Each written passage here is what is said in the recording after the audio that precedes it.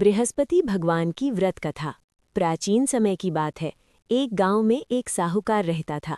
उसके घर में अन्न, वस्त्र और धन की कोई कमी नहीं थी, लेकिन उसकी पत्नी बहुत ही कंजूस और कृपण स्वभाव की थी। वो किसी भी भिक्षुक या जरूरतमंद को कभी कुछ नहीं देती थी। वो सारा दिन घर के कामों में लगी रहती और दान पुण्य से दूर रहती थी। एक दिन बृहस्पतिवार के दिन एक साधु महात्मा उसके द्वार पर आए और भिक्षा मांगी। उस समय साहूकार की पत्नी आंगन लीप रही थी। उसने कहा, महाराज, इस समय मैं व्यस्त हूँ, आपको कुछ नहीं दे सकती, फिर कभी आइए। साधु खाली हाथ लौट गए। कुछ दिनों बाद वही साधु फिर आए। उस समय वो अपनी बेटी को खिला रही थी। उसने फिर वही उत्तर दिया कि उसे अवकाश नहीं है।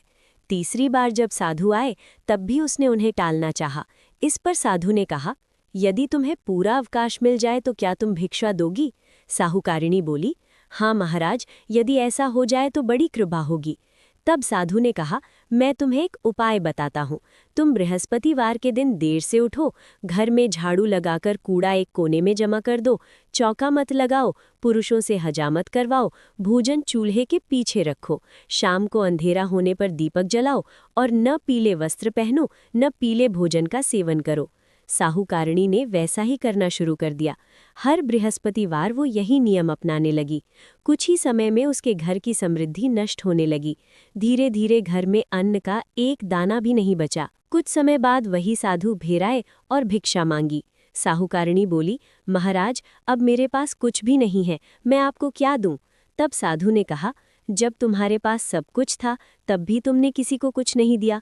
अब तुम्हारे पास समय भी है और धन भी नहीं, फिर भी तुम दान नहीं दे रही हो। अब तुम बताओ, तुम्हें क्या चाहिए? साहूकारिणी ने हाथ जोड़कर विनती की, महाराज, मुझे फिर से पहले जैसा सुख समृद्धि चाहिए, कृपया कोई उपाय बताइए। साधु को उस पर दया आ गई। उन्होंने कहा, बृहस्पतिवार के दिन प्रातःकाल उठकर स्नान करो, घर को गोबर से लीपो, घर के पुरुष हजामत न करवाएं, भूखों को अन्न जल दो और सायंकाल दीपक जलाओ, पीले वस्त्र धारण करो और पीले भोजन का सेवन करो। ऐसा करने से भगवान बृहस्पति की कृपा से तुम्हारी सभी मनोकामनाएं पूर्ण होंगी। साहूकारिणी ने श्रद्धा और नियम पूर्वक ये व्रत करना शुरू किया। कुछ ही समय में उसके घर में फिर से धन, धान्य, सुख, समृद्धि और वैभव लौट आया। बोलो बृहस्पति भगवान की जय।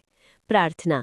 हे बृहस्पति भगवान, जैसे आपने उस साहूकारिणी पर कृपा कर उसकी झोली फिर से भर दी, वैसे ही जो भी श्रद्धा से इस व्रत कथा को सुनता या कहता है, उसकी सभी मनोकामनाएं पूर्ण करें और उसके जीवन में सुख, समृद्धि और शांति बनाए रखें। नमस्कार।